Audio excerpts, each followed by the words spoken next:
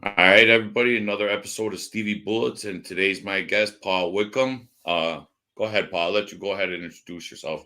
Tell everybody what you do and stuff. Well, thank you, Stevie. My name is Paul Whitcombe. I'm a lawyer, and back in the 90s, I was in the federal government. I was a federal law clerk, which is an assistant to a federal judge by the name of Paul Plunkett. And Judge Plunkett, when I got there, he just happened to have come across his desk the indictment of Sam Carlisi and the Carlisi crew, the Cicero crew. Yeah. And so I got to serve as the law clerk for that entire prosecution. So I sat there with the judge, and every morning I would get to say hi to Wings and little Jimmy and Tony Zizzo and the whole crew, and sat through that whole thing. So I got to talk to those guys. I got to see Lenny Patrick a lot. Really interesting character there for sure. And I also got to sit through the Gus Alex trial. I watched a good portion of that sitting next to Antoinette Giancana, which was very interesting to get her perspective on that. Believe me, she had a very unique perspective as to what Lenny Patrick was saying about Gus Alex. And after that was done, then we had the Joey DeFranzo pot trial. And I was really pretty fortunate to be involved in both of those big prosecutions. And then also Ruben Sturman, who was the king of porn, who you probably have never even heard of Ruben Sturman, but he ran porn in North America and actually fought the Chicago mob. They tried to kill him with a bomb and they failed, but he actually fought and refused to pay street tax. So I don't know if you're familiar with how that business works or not, but that was a real interesting prosecution too. And he kind of had a little war with Joey Lombardo and the Grand Avenue crew. And after that, I moved into defense and worked for a couple of pretty big named outfit guys that you'd know who they are, and did it on the defense side. So that got me interested in it. And then lately, I've been just meeting people left and right, like you, Stevie, and the Seiferts and people like that, and just been really having a good time getting to know people, talking about this and about the history.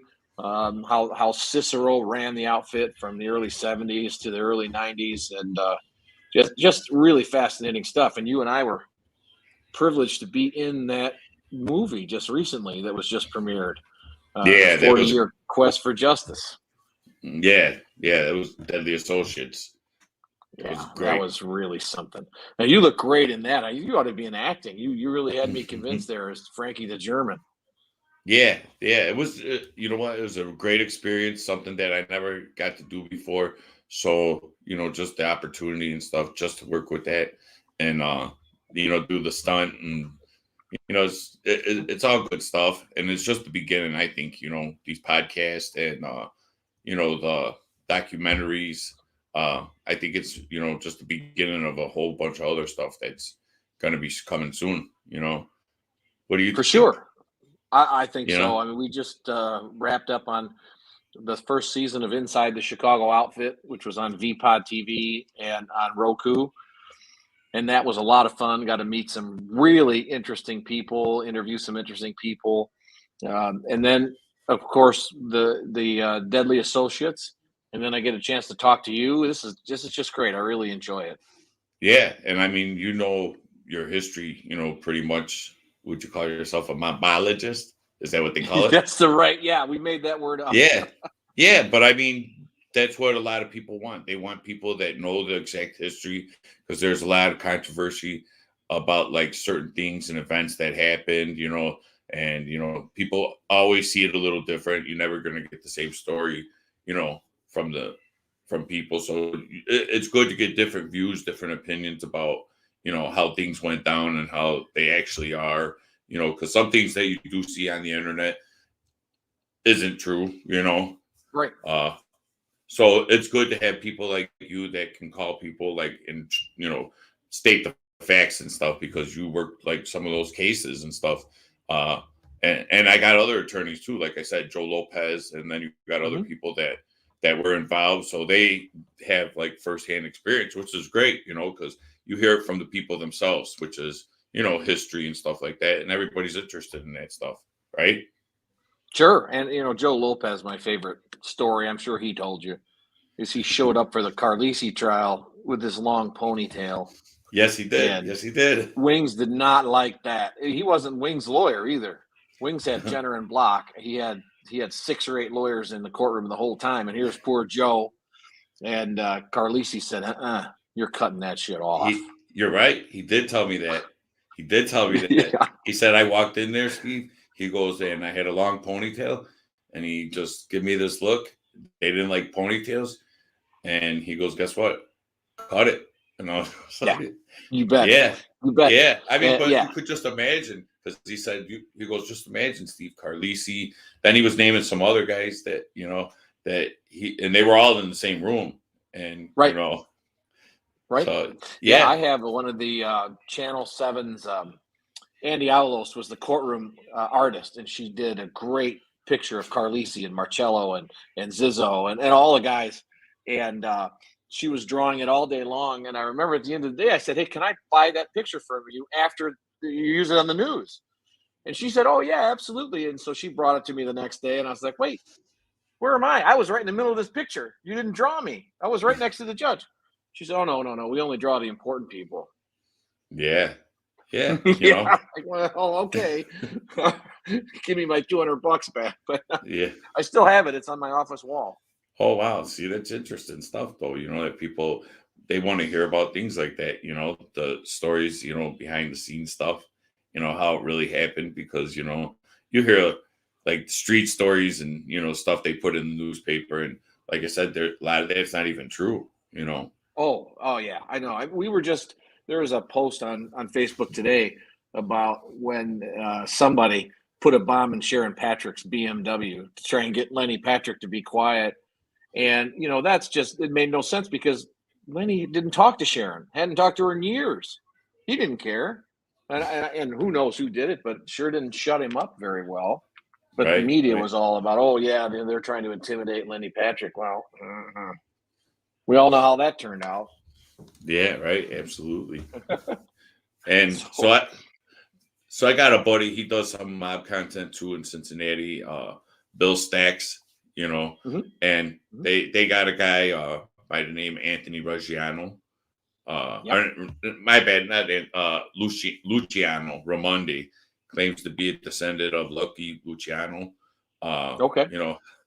I don't know much about the guy, but he made some strong.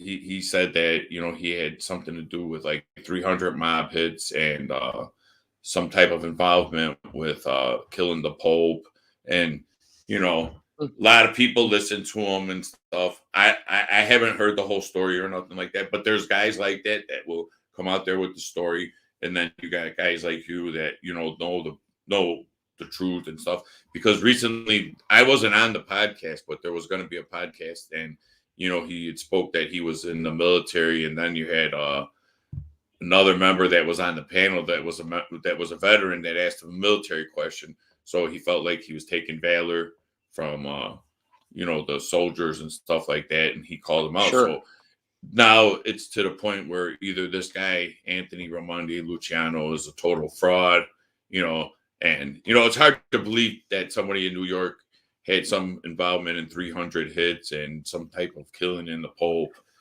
That's a lot. That's a lot. Yeah, and I tell people, I'm not hiding it or nothing. I welcome them to come on the show, and talk about it. But there's stuff like that, like those are outrageous stories, and then you got the real stories here in Chicago. So I try to get down to the facts, about what really happened and stuff, how it went down history wise, Yeah, you're absolutely right. A good example of that is during the Carlisi trial, Lenny Patrick was getting ready to testify. And Tom Sullivan, who used to be a U.S. attorney, was at Jenner and Block. He was representing Carlisi. And he said, Judge, you can't let Lenny Patrick testify. And the reason is he had this documentary that had been produced by Cuban TV that named Lenny Patrick as the gunman in the grassy knoll who shot John F. Kennedy. So, everybody was pretty worked up about that. And what happened was all the Justice Department files on Kennedy's assassination that were still unreleased had to be brought to Judge Plunkett's jury room, and I had to go through them. to see if there was anything in there that would back up this story that Lenny Patrick had shot JFK.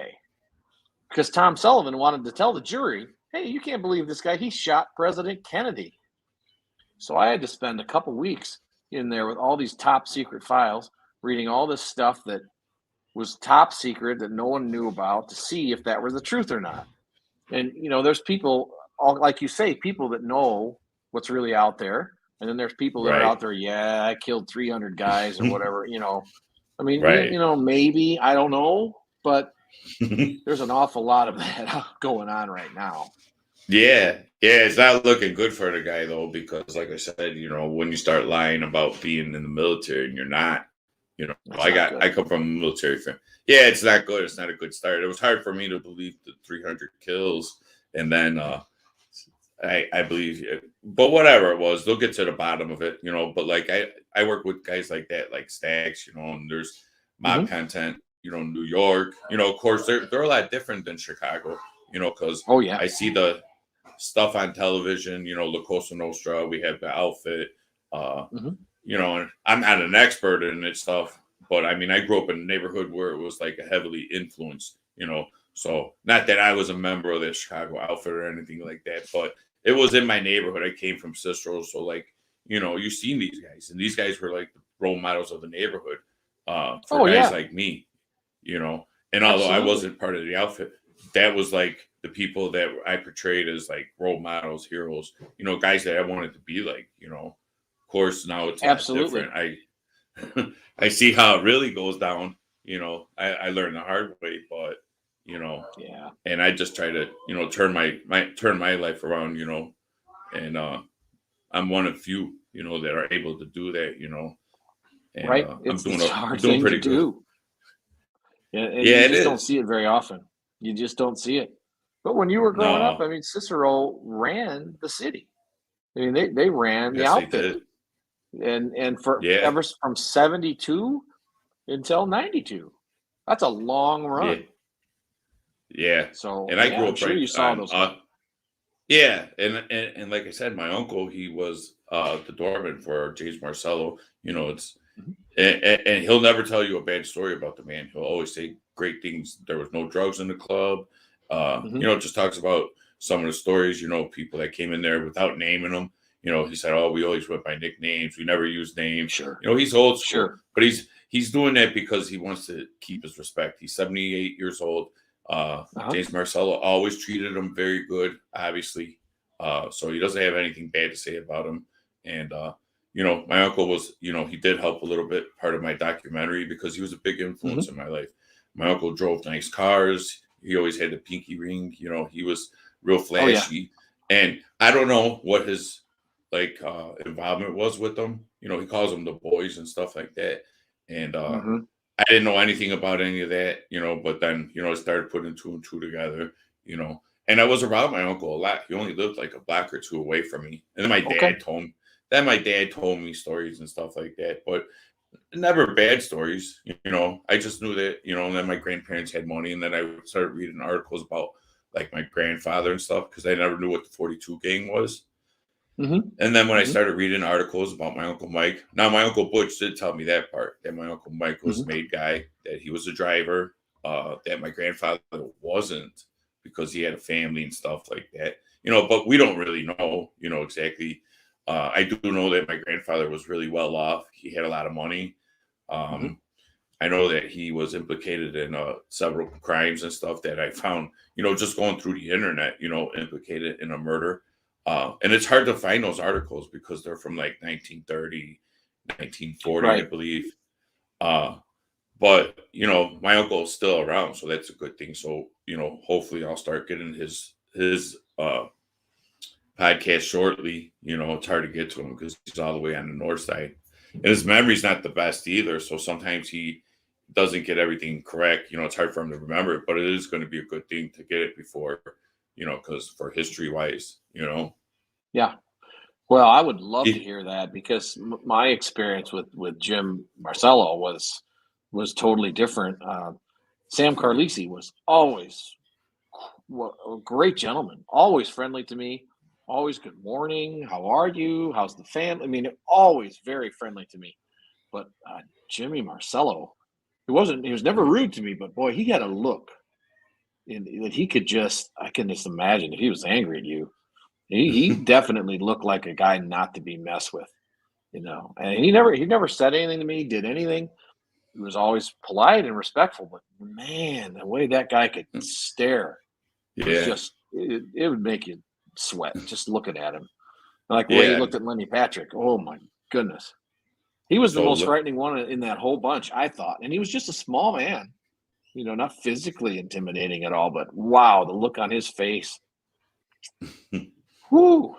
yeah. He had a lot of power, I mean, he's in the Super X now up there, and I think that's just unbelievable that they put him up there in Super Max. That's like torture. I don't think Like that a medical facility, right? How old is he right now? It's got to be he's in like his 80. He's probably 70. No, he's 71 or 72, I think. Oh, I mean, because my he's young uncle's, enough that if he could get out, he could still have quite a life. But up there in Supermax in Colorado, it's like yeah, solitary. it's horrible and stuff. So, Oh, are it there is. still appeals or anything going on? I know that he just tried to get out for a COVID hardship, and that didn't work. But that's the last thing I've heard of it. He went down twice. He went down in my trial in the early 90s, came out, took the big chair, and then went down in Family Secrets. So, I mean, he's done as far as unless something else happens. Yeah. He's finished. It's pretty much life for him. Oh, yeah, right. Wow. Yeah, I don't know much about him other than that my uncle had worked at the club in Cicero. Like I said, he Hmm. won't say he has nothing bad to say about him. So, he calls him his boss No, I and have nothing bad to say about him either, except he had that stare that was really something else. yeah, And yeah, that's how a lot of guys in Cicero are. I think it's mhm. just in the DNA from Cicero. You know, Oh, I can imagine, and I would never look at him crooked. That's for sure. But here's Carlisi, who's the boss, and he was kind of like like a Cardinal was. I mean, just friendly, courteous. Just he seemed like he said was I'm just a retired grocer. I don't even know what the mob is. You've heard that, yeah. and you would believe it. You would absolutely believe it, just like a grandfather, which he was. Oh wow. And what did he die in prison? He did actually. He died on New Year's Eve in prison, in the hospital, federal prison hospital, and he had a heart attack. And they tossed him onto a golf cart to move him to get care, and they kind of threw him around and weren't real careful with him, and he died on New Year's Wow. Eve, 96, Oh, so yeah, before he was this is even sentenced. So Carlisi actually, this is an interesting fact. Carlisi was not convicted because even though he was convicted by the trial judge, he died while his appeal was pending. So the appellate court vacated his conviction. oh wow. Mm-hmm. Yeah. It's a lot of history and stuff, and there's a lot of stuff that happens in the court that people don't see and stuff like that. I did some time with Harry Allman down in Galesburg. I had Oh, no sure. idea. Yeah. So yeah, and I got nothing bad to say about him either. I know some of his family members. I met his grandson when I was in Cook County, actually, and this was a couple years prior to me doing time down in Galesburg with Harry. Mm-hmm. His grandson, which is Harry too. We were on Yeah. the county bus. He's from the Maywood area, and he kind of told me about his grandfather being a hitman for a Chicago outfit. But you don't know if people are really telling you the truth. And then, Right. sure enough, I did end up going down to Galesburg around 2007. Mm-hmm. And I was down there with Harry Allman and stuff. And, when I met my wife, I was telling her, and you wouldn't even know, like, because at that time he had white hair. He was really old. Yep. Uh, Long white hair, right? yeah. Yeah. Yeah. But when I came into the joint, a couple of the guys that were from Cicero, told me, "Oh, it's Harry the Hitman. He's on the deck." I got a little kick out of it because you wouldn't know that. You wouldn't know that by talking to the guy and looking at him. And sure, he definitely didn't look like it. And then you see these things that they wrote, nowadays in there. And, it's just interesting, for me, because when you see these people, like I said, everybody's got two sides, Did you ever see and any of his paintings? yeah, but I mean, I don't really remember them and stuff like that. It was just brief conversations and stuff like that. We didn't get real personal because, like I said, he was going through cancer at the time. Yeah. When I Well, was he down was there. in Dixon for a long time Yeah, because they have a great arts program in the Dixon prison so he must for have left whatever Dixon. reason. Yeah. He must, because I believe he died in Galesburg around 2010. So it was like right after I left, I went to Graham Prison, but I started off in Galesburg, and it was like around 2007, 2008, and he was still there. But he was already sick. I remember because he was already sick because we went on a couple of visits, and like I said, he had a daughter that was coming down there to visit him, and that's when I was like telling my wife all about him and who he was, and but yeah, it's interesting, because you see these people, they're ordinary people, it's hard to tell, like, what the real story is. And it's just interesting and stuff. It But, really is. And you wouldn't think that this mob hitman that's called Harry the Hook was a phenomenal painter. And he really was. I mean, he had a lot of talent. Yeah, I believe it. Talent. Yeah. Yeah. Really and I heard a lot of good stories. I heard a lot of good stories about him too, from people that were in the neighborhood that grew up with him, from Taylor Street, Well, yeah. Didn't he have a stepson that he took in and took care of, or was it a stepdaughter? I can't remember. And was just wonderful to her and took care of her like she was his own. And I mean, she did a TV show in England about him not long ago, and just had nothing but good things to say about the guy. Yeah, that's what I mean. I don't know any of his family. Like, well, his son, or maybe it's his adopted son or something like that. I'm not going to name him, but I do know, some of the family members and people that grew up with Mr. Ullman, and they got nothing but good things to say. So like I said, I'm sure there's a bad side, but there's also a very good side, and it's just interesting to get those kind of stories and stuff, from certain people. Well, that's what makes this so interesting is these men were human beings, and they did some terrible things, but they also loved their families, loved their kids, their dogs, were kind to people. I was listening to Carl Giancana the other day talk about his grandfather and how his grandfather helped out so many people in the archdiocese and all the good things about Sam Giancana. And I thought that was really interesting because we can all listen to the bad things, but listen to Carl talk about what he was like as a grandfather. That's pretty interesting. Yeah, different views. Yeah, of course.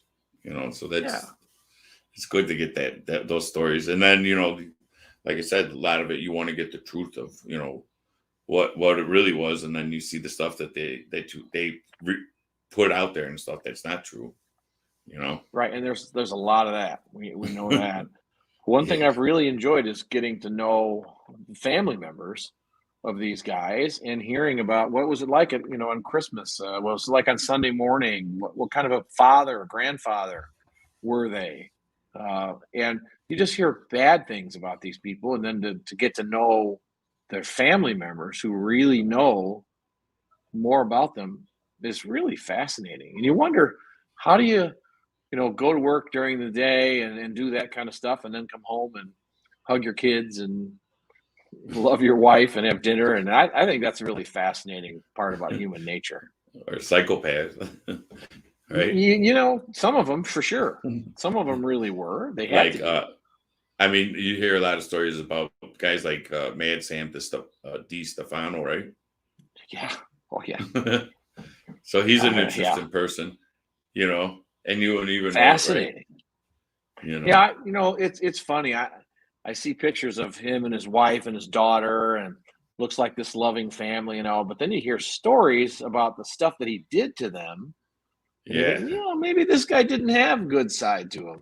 He killed his own brother, and his own brother killed him, and it was just like, what in the world? Psychopath, that guy was so right? bad. Yeah, the outfit they never let him be a member because he was so crazy. Yeah, he was just a moneymaker for them, correct? Big moneymaker for them, and he was protected by Paul Ricca, so nobody could touch him until Paul Ricca was gone. Yeah, that's insane how they had so much power back then, but that was the way it went, pretty much, right? Oh, absolutely. Went all the way Nowadays, up to it's the White House. yeah, nowadays pretty much not like that, right? No, no. I mean, there are people out there doing their thing for sure, but the people that you hear about in the news, like Chuck Gotti did a piece, and he was naming some people like this is the boss and whatever. I'm like, come on, this is an older guy. He's sick. He did his time. Leave him alone. Yeah, They yeah. have no proof that. I don't think so. I don't think No, it's I don't nothing think like so what they, either. but everybody has their own opinion and views on stuff like that. Right. You'll never get, everybody to agree on none of that stuff. But, I know that a lot of people do, a lot of this mob content is picking up on television stuff. And, Yeah. even the cartel stuff, they got a lot of that going. Well, yeah, Motorcycles. and that's really, really active now on a huge scale. The Yeah. outfit is not what it once was for sure. I mean, yeah, you got Oh, guys running around doing their thing. You got Juice and that's still out there and other things, but nothing man, like nothing before. like it used to be. No, No. no, you don't have anybody like Tony Accardo who could get somebody appointed to the Supreme Court. I mean, those days are gone. Yeah. Yeah. Yeah. Now it's all cartel and stuff like that, right? Right? Yeah, Well, and they're just as dangerous, but more. I think back in the day when the outfit ran everything, at least there were some rules and some decency, and they wouldn't go out and spray machine gun fire all over the place. And well, Capone did, but after that, but yeah, the right. cartels, boy, they'll cut your heart out. Oh yeah, yeah, and That's not to be messed with in any way. mm-mm. And I don't But want anything to do with it. I've had some people say, "Hey, you want to come on the show and talk about the cartels?" I'm like, "No, no, nope." they're very strong, Right? especially here in Chicago and stuff like that, Hmm. yeah. But you'll still see guys go on podcasts and talk about it, and they just got to be careful what they talk about. But Yeah, sure. And the kind of stuff that I know about is 60s, 70s, 80s, 90s, and anybody who was involved then that's still alive. I don't even talk about them because, like I said, they're older. They're probably in poor health. They're not out there doing this stuff. They just want to be left alone. yeah, They paid their debt to society. Leave them alone. yeah, and if they didn't and they take the chance, that's on them. It's Right. got nothing. Right. It's got nothing to do with me or you. No, and I've met and talked with some of these guys, and I mean, I had a great time with them. They were just, they didn't want to die in prison, Uh, not at all. They just want to live the rest of their lives. Yeah, I believe that. I believe that.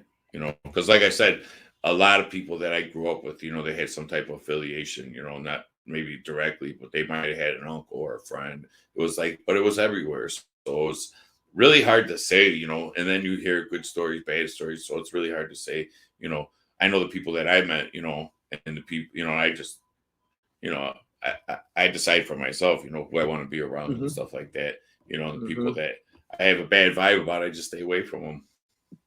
And that's really smart. That's how you survive. Really, you just have a sense Yeah, of what's okay and what's not. right. And then mind And I my had a real business, good time. Like, I had a really nice day I got to spend with Bobby Bellavia. And, he goes way back and he's in his 80s. He's living a good life. He's not involved in anything anymore. And he just was a great guy. We talked, we drove around the city and really a nice gentleman, and he paid a big price for whatever involvement he had. And you should hear his perspective of all the tricks the government pulled to get him. I mean, yeah, I met him. I met he him because he was working. He was working with the same producer, so I had met yeah, him. I'm yeah. I don't know him personally or anything like that, but I'm friends with his son Chuck. Chuck is a good Hmm. friend of mine, And Hmm. so I know a little bit about his story. And yeah, he seems like a great guy, you know, with a lot of Yeah, history. I was really impressed with him. As a matter of fact, he got to drive my car all around the city as when he was working, and I was Oh, that riding was your along. car. And yeah, I seen it. yeah. I Uh-huh. seen it, you know. Okay. Yeah. That's interesting though. You know, he's not doing anything no more with them, but he was initially working with Forney and stuff. Hmm. And that was when he was doing your scenes, and then I think he went to do something else. So I mean I don't know what his status is or anything like that, so I don't want to speak on it. But No, I don't know either. but All I it's can good say though. is that Yeah, no, I met yeah. him briefly. He seemed like a great guy. I know his son personally. His son's a great guy, Hmm. fantastic. He's a really close friend of mine. Always done Yeah. me great, you know, legit. You know. It was just, really a great day, and he told stories about Sam Giancana and him cooking up sausages and this and that. But he didn't say anything about anybody that's alive. He never would. Oh, yeah, no, I mean that's what I mean. Guys like him, guys like me that we've been through it. There's no reason for us to, you know, talk. You know, of course we're different. You know, way different guys and stuff, guys. But like, if he didn't speak then, I'm sure he's not going to speak now. You know, it just wouldn't No, make sense, right? You no, know, he did 23 years. yeah. So That's a lot of time. and yeah, but that's all good. You know, Mhm. his stuff is interesting. You know, because I did see some of his little bit of his documentary and stuff. And Yeah, although he didn't finish it, it was still good though. yeah. I hope that it eventually gets put together. I would love to see it. Yeah, I mean, I know he's doing something else. I believe he's doing something else with some other people, and I'm sure it'll Okay. get picked up. So you know, we'll see. I hope so. I mean, he deserves a little something. I mean, after doing 23 years, and just hopefully people will hear his story. Yeah, and like I've been speaking out to those guys out in New York. Shout Hmm. out to those guys, Anthony Ruggiano and I don't know what the other guy's name was, and hopefully they'll combine. You know, and we'll get something, collaborate together, and do something big. Guys out there in New Yeah, York. like the old days. You just have a sit down with New York and Chicago. Yeah, yeah. You Yeah, know, we got that's a some good plans, some idea. ideas. Yeah, because it's interesting the history. You know, I like to just basically talk about the history. You know, there's not too much to speak on present day. You know, there's not too No. much going on, and if it is, you know, there's nothing for me to know about. You know, but you know, the history from back in the days is really good. People like to hear about those guys that you were speaking on, and then of course you got New York, the Cosa Nostra, a lot Hmm. different than the guys here in Chicago with Chicago outfit. You know, Oh, so it'd be totally good. different. Yeah. Yeah. So It's you know, I'm it's looking forward to that. I gave him a welcome to, you know, come on the podcast and speak, you know. Then I got guys that yeah. are way out in California, some guys Arizona and stuff like that. I got guys in pretty Mhm. much every state. You know, I got a couple of buddies in Detroit too now. I plan on doing a podcast with Bobby Hits, Joe Lopez. You know, I got a lot of good stuff, got a lot of good content, you know, and looking forward to a lot of good things coming in the future. Well, And maybe you can be the one that gets these family members to come out and talk, because there's so many family members they know the truth, and they'll tell me privately, and I'm sure they'll tell you privately this and that. But boy, they just don't want to. They don't want to come on, and I haven't been able to get them on Inside the Chicago Outfit, and there's quite a few of them.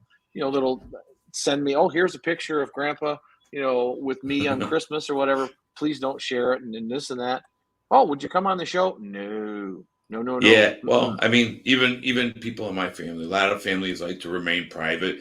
They don't want any Hmm. affiliation, and and I respect that. That's why I don't really talk about anybody. You know, trying not to put names or limelight anybody like that. You know, and I don't. You know, I mean, if it does get out there, it's by accident, and I apologize. But yeah, I don't try to do that because what I mean. I don't want problems. Obviously, I still live in the neighborhood, but Oh, I sure. do want to finish my documentary and talk about Sistro and some names come. Not as far as guys that I ran with or anything like that. Just like I said, my uncle and people that I was Sure. influenced by. And I'm not going to put names or anything out there. People pretty much see most of my stuff that I do, and Yeah. when we do an edit, we're obviously take things out. So, But I mean, I think everybody will like it. I think it'll all come together, and I'm looking forward to it. All Well, good the things. trailer was fantastic, Stevie. I thought, wow, this is going to be a fantastic show. As soon as that Riviera pulled up, I thought, I'm going to like this. Yeah, It and my looked story's good. not even about. It's not a gangster story. It's a redemption story, really, because Yeah. I was nobody. I was just a kid that grew up in the neighborhood, and I saw things, and I got my ass beat a lot. I didn't get my ass beat Mhm. all the time or nothing like that, but uh, I did go through a lot of things. I went through a bad drug addiction. I went to prison. Uh, I had, lost a lot of my friends, got killed. And, I was one of the people that I wasn't supposed to make it. And I just did a 360, I changed my life. I changed my thinking. I came from morals and values. I came from a good foundation. I went to a Catholic school and I had people behind me that, believed in me. And that's what changed me. And then, of course, I met my wife and it just went from there. I had my 3 children, Yeah. and I just changed it. And then, it just, I mean, I don't want to go to schools and preach to kids and tell them not to do shit. It's just, it's just me for myself, for my kids. Yeah. It, it is what it is. Because some people they'll say horrible things about me being on drugs and being a thief and doing horrible things. They're gonna try to portray me in the worst light, which is Yeah. fine because I had to go through some things for me to wake up and change. And luckily I was able to do that. And I got a lot of people that stand behind me and they believe me. I'm very honest for the most part, about everything that I'm done and did, uh, and that's it. I just I want to do this basically for my children. I got 3 kids. Uh, So tell me, what's the situation with the documentary? Is it about ready to wrap up? And when do you think we're going to be able to see it? mm, well, I talked to Forney, who's the producer. Uh, we'll talk on Wednesday. Uh, not exactly sure. It's about budget. So a lot of it Right. has to do with money wise. Be great if I had people that would back me, financially, but I don't know. We'll see what happens, and then they got to sell it to, I'm not exactly how that all goes, to tell you the truth, you know. Okay. Uh, Sure. and I just got a lot of confidence in the producer and stuff. We've been talking for a long time. We got a good relationship. We've things been looking good. I like what I've seen. He did read some stuff to me privately, and we went over it and where he wants to go with the story. And I mean, I like it. Everybody's looking forward to it. I got a lot of people that ask me all the time. They really, really want to see it. They're interested in it. Because it is a true story. And it's a Yeah. strong story. It's a survival story, redemption story. I went through a lot of things, and I think it'll come out great once it's finished, and I don't know, just keep hoping for the best, right? Well, yeah. I mean, I know that my scenes for Deadly Associates were filmed like a year ago. I didn't even remember.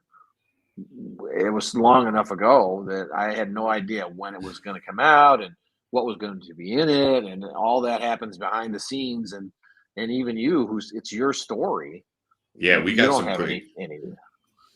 No, we got a lot of great content. Like I said, I Mhm. did a lot of scenes.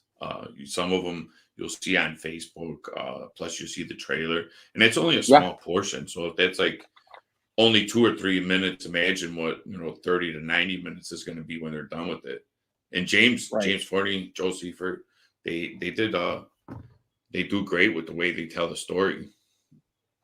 Oh, they really do. I was so impressed with Deadly Associates.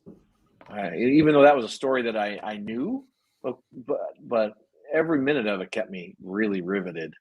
And your preview, I thought that was great. Of all the ones they showed, both my wife and I said we want to see that one. Oh, thank you. Yeah. So, let's just keep hoping. I mean, I'll talk to James Forney and stuff. We had some good ideas about some things that, we were discussing about, Hmm. content about Hmm. I had some ideas and, he's pretty cool with it. He usually goes with it. and then he just makes it happen. So I guess that's What how it about goes. putting together a book? He did say that. He said that they were working on a book with, I believe the author was Chip McGregor. Hmm. I don't know, where that's going, but I will ask him again on Wednesday. Good, So good. Yeah, Jim really knows what he's doing, and you're in good hands there. yeah, I believe so too. I've never had any doubts with either one of him or Joel Seifert. You know, I felt really confident with them, and I'm a pretty good judge of character because, like I said, you know, as soon as I see somebody, I got to analyze them and profile them, and just the way I am with people. So I've never had any doubts with them since day one. I always told them, even though, like I said, Joe Seifert was from the other end of the spectrum, I just Hmm. told them, as long as we keep it respectable and we're upfront and there's honesty, there's no problems, It's how I will He's roll a with everybody. good guy. Yeah, he is. Yeah. I got no issues with either one of them. No, Everything's been no. good. So that's a good thing, If I had any type of issues, then I'd probably be backing out or something. But no, and it's been going on a little over a year, 2 years, almost maybe, you know. But Well, we you had never know COVID. where you never know how these things can go. And you're right, COVID can really mess it up. But COVID is the funny thing is, Stevie, that's how I got started doing all these shows and everything. Somebody said during the COVID shutdown, "Hey, do you ever get on Reddit?" And I was like, "I don't even know what that is." So I got on there and I was reading a subreddit about serial killers, and I thought, "Hey, wait a minute, I'll just put a post up here because one of the cases I worked on with Judge Plunkett was John Wayne Gacy's final appeal." Oh, wow. And so, yeah, so in a way, I was the one who wrote the opinion, the final opinion denying his final appeal, and he was executed the next morning. So I just put this little post up here that said, in a way, I killed John Wayne Gacy, just kind of tongue in cheek. And so people saw that, and pretty soon I was doing podcasts, and then Joey Seifert pulled me in to do Inside the Chicago Outfit and the Deadly Associates, and just one thing leads to another and Oh, to another. So if it hadn't been for COVID and me sitting around with nothing to do, I probably still wouldn't be doing this stuff. oh, wow. See, it's interesting. So John Wayne Gacy, one of my first attorneys was John Greenlease. He was a really close friend of mine. He became very close friends with my sister. Mm-hmm. Used to always talk about he represented Gacy, I think, during his appeals. He used to have a long Mm-hmm. Yeah, ponytail. Oh, you know yeah. who Greenlease is. I know who he is, and when by the time it got to us, Greg Adamski was handling it. Okay. But it was the final, like the night of execution appeal. Yeah. So, and that But was that's we were there till like 12:20 in the morning. so John The night. represented me. John represented me Oh, when I okay. when I was a juvenile. And Okay. shout out to John Greenlease if he's watching. Probably not. But yeah, no, John Greenlease was a great guy. He became really close friends with me. He represented one of my other buddies. And then Hmm. and I got him as a juvenile. And John did a fabulous job. He got me out of a lot of stuff. And then when I got into my adult years, he just he did so many favors for me, and he got to be close as a family friend that he just didn't want to represent because it was hard because at that time I was really deep in the streets. He knew I didn't want to Yeah. change. So it was just, yeah. So John broke ties with me and stuff. But then, he helped out some of my other family members in some other situations. Uh, my sister and him are still friends to this day. But yeah, Hmm. John Greenleaf is a great guy. And it's interesting because he said that he was part of the appeals team for Gacy, and Yeah. John was a really cool lawyer because he had the ponytail, he wore those cowboy boots. Berwyn cops, they didn't like when John came there, because Right. at that time I had a lot of problems with the police, and I was a Hmm. juvenile. So when I had an attorney come in there, it was like very offensive to the police, that why would I have to have an attorney, Right. especially John. Right. And John was known to the Berwyn cops because he had represented a couple of my friends. So, Hmm. but yeah, John's Yeah. a great guy, man. I haven't seen him in probably like 20 years, but he was really close with me. He was really close to my father. But he was really close with my sister too. They're still friends, but it's Well, interesting. what's that they say? The 7 degrees of separation, and Yeah, we get connected through John Wayne Gacy. So, who would yeah, have ever thought? Who would right. have ever thought? That was just another one of the interesting experiences that I had. That and the mob trials, and just it was a great experience. And people don't realize that what federal clerks are and what they do. And you think, oh, clerk, that doesn't sound like a big deal. What are you doing? You're ringing up somebody's order at the convenience store? No, you're writing the opinions that federal judges issue that Yeah. make the law. People don't realize that young law grads. I was 25 years old, and the judge would look to me to do the work on all those cases. And I still have all the books that have the opinions and everything in them. And you don't get the credit, of course not. It's the judge's signature on it. But people Oh don't yeah. understand that it's young law clerks that are really, really influencing the law pretty heavily. Yeah, no, I believe it because I would be when I went to prison, unfortunately, I used to go to law library, spend a lot of time. I used to read up Mhm, on a lot of cases. I was very interested in that stuff. mhm. Serial killers, Oh true yeah. crime stories, for some odd reason that it fascinated me. I was Mhm. really into that type of stuff, uh, especially true crime. And then when I went to prison, I met serial killers. William Herrings was down in Oh Dixon, yeah. and You met the lipstick killer? yeah, he was in Dixon. And then Mhm. you run into people like this. This was like on a well, most of the time, whatever prison I ended up, there was you know a lot of guys like that was down there. You know, Yeah. um, and it's just crazy that when you see these people, it doesn't seem like they're capable of doing these things. And you find out, because I always had to do, like, when I went to the penitentiary, you end up in the cell, you got to find out what their whole story is. If it's a Yeah. child molester or killer, you just got to know what you're dealing with. And then sometimes you find out things that you don't want to know, like Yeah. Simon Peter Yeah. Nelson. He spent a lot of time with me at Graham. I was in Graham in 2000, and I left from Galesburg and went down to Graham to drug program. Mhm. So I got down there in like 2008, and I was down there with Simon Peter Nelson, and he was on my deck, and we were you sit there and be on the same deck, play chess with these guys, and then you find out that he killed 7 of his kids, I believe. You know, and you wouldn't know that by looking at the guy. Of course, he's dead now, but yeah, Yeah. we were down there in Graham. He was on my deck. Uh, there was all kinds of different guys that you meet, when you're in the system. And then you meet a lot of con artists. So nowadays I'm pretty good at judging people. When I talk to them, I see them, good at judging, Sure. you Yeah, you know. have to be in that environment. It's survival, right? Yeah, yeah. That's how you And stay alive. And yeah, and that was the other thing. I get too comfortable when I was in prison. I could maneuver around. I knew how to make moves. I was just living too good. And they say when you get comfortable like that, then there's something wrong. So luckily for me, I had uncle and aunt that used to write me on a continual basis and stuff, send me books. And Mhm. I changed my ways, because I was real in the, like I said, I was in the darkness. I was intrigued by like serial killers, true crime. Yeah. My life was just going in a bad direction. Obviously I didn't want to be in prison no more. So I had to change my thinking first of all, redirect my mind and stuff, get out That's of what that makes your stuff. story so compelling is that you actually did it. Yeah, and it Not was many hard. people do. Yeah. Yeah, It, I bet. yeah, it was extremely hard, and I do work on it on a daily basis. But nowadays people hold me to a higher standard, and of course, I have 3 children, uh, Yeah.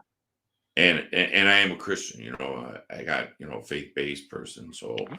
you know that I have morals and stuff like that. So you know, So that might be the key right there. yeah, it is. Because like I said, I could have went the other way. I could have continued doing the stuff that I was doing, but you know, where was it going to take me and stuff like that? That's what I had to think about. Wasn't comfortable staying in prison. I didn't want to be around people that I couldn't trust anymore, because, you know, in that life, there's no loyalty really. Eventually, No, there's an end and it's never too good, nowadays. no, No, there's not. And that's why, people like that, they only care about themselves, you know, and you get used. And then when it's when it's time for you, to get whatever back, you never get what you want. You can put in blood and not get anything in return. And yeah, it's a rough way to live. it is, and I've seen a lot of my friends, go down the wrong road, end up dead, prison. It's not a good ending. I've been shot No, 11 times myself. And I'm just lucky to be alive, able to tell my story, Like I said, it's not a gangster story, not about me being a gangster or running with the outfit or anything like that. It's just that, I came from the streets and I'm still here. I was able to turn my story around and redeem myself a little bit, And I always reach out to some of my guys, try to help them, as far as, whatever I can do. I'm about promoting the neighborhood. sure. Everybody that helped me in my documentary was people from the neighborhood, people that supported me. I didn't have those fancy cars or anything like that, but these are people that supported me and stuff. And it's good to have like that, circle You bet. around, Yeah, you know. you have to have support. You have to, especially with family, 3 kids and wife, and trying to start out in a fresh direction. I really admire what you've done. Yeah, thank you. Yeah. And yeah, no, and all the people around me are very loyal people that are, legit. So, you got to have those kind of people around you, That's the number one key. But I think I'm going Absolutely. to wrap this up, and if you want, we'll do another show at another time. I'd love to. Lots of stories to be told. All right. Well, thank you again for coming on, and I look forward to doing another podcast. And with that, I'm going to take off. Thank you. Well, thanks for having me. It's a lot of fun talking to you. I love the story. Thank you. All right, man. I'll give you a call. All right, I'll talk to you later.